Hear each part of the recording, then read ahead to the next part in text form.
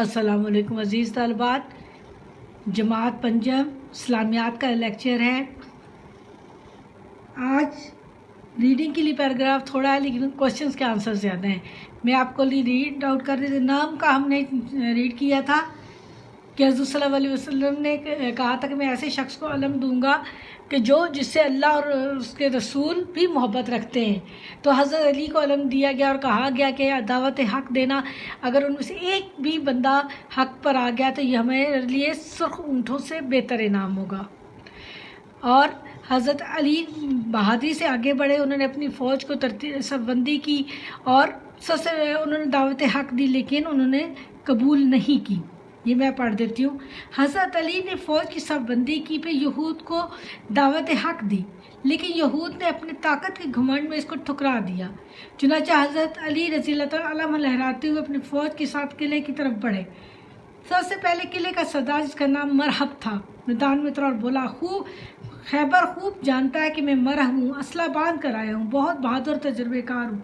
इसकी जवाब में हज़रत अली ने फरमाया, मैं वो हूँ कि मेरी माँ ने मेरा नाम हैदर शेर रखा, मैं शेर की तरह हैबतनाक हूँ।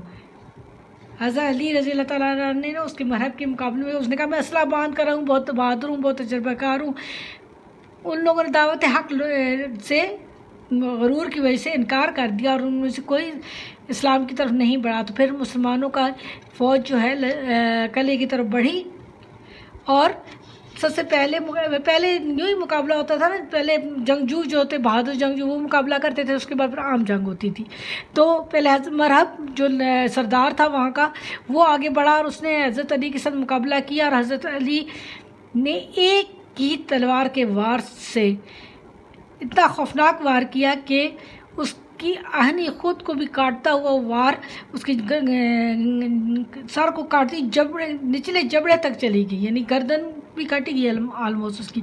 उसके मरने से यहूदियों के हौसले पस्त हो गए। ये देखिए, मरहब ने आगे बढ़कर आप रज़ियल्लाहु तआला अन्हु पर तलवार का वार किया, मगर आपने फ़ौरन एक तरफ हो गया और फिर मरहब के सर पर तलवार की ऐसी ज़रब लगाई कि वो उसकी आहनी खुद लोहे की टोपी और सर को काटती हुई निचले जबड़े तक चलेगी।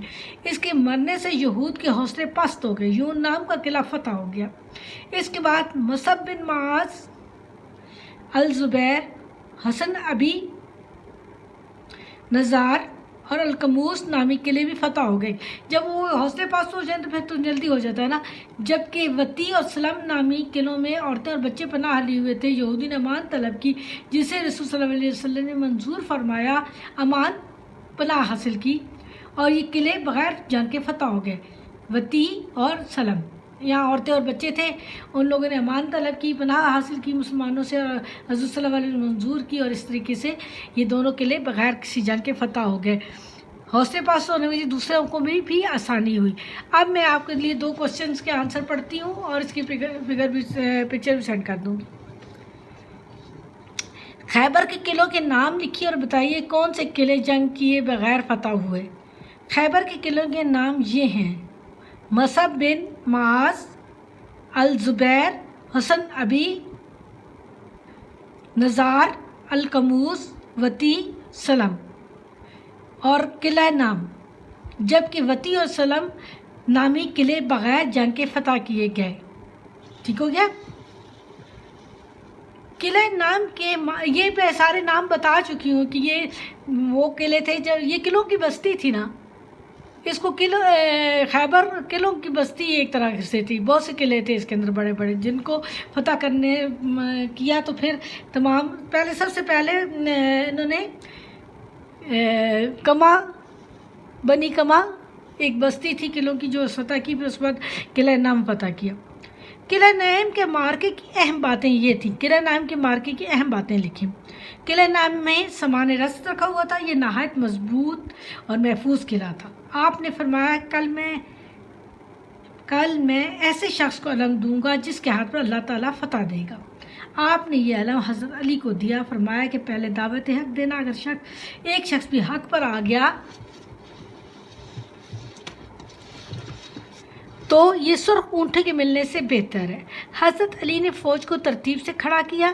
तरतीब से دعوت حق تھی مگر مرحب نے انکار کر دیا. سب سے پہلے حضرت علی اور مرحب کے یہ میرے پوائنٹس میں لکھا ہے, ٹھیک ہے. پوائنٹ نمبر 5, سب سے پہلے حضرت علی رضی اللہ تعالیٰ عنہ اور مرحب کے درمیان مقابلہ ہوا. حضرت علی نے ایک ہی بار میں مرحب کا خاتمہ کر دیا. اس کے مرتے ہی یہودیوں کے حوصلے پست ہو گیا, قلعہ نام فتح ہو گیا. ٹھیک ہے, آسان میں نے پوائنٹ 6 پوائنٹ سے ٹوٹل. آپ کو یہ سمجھ آ گیا لیسن. آپ لوگ یہ دونوں کوشچن کی پکچر میں سینڈ کر دوں گی, آپ لوگ کر لیجیے گا. اللہ حافظ.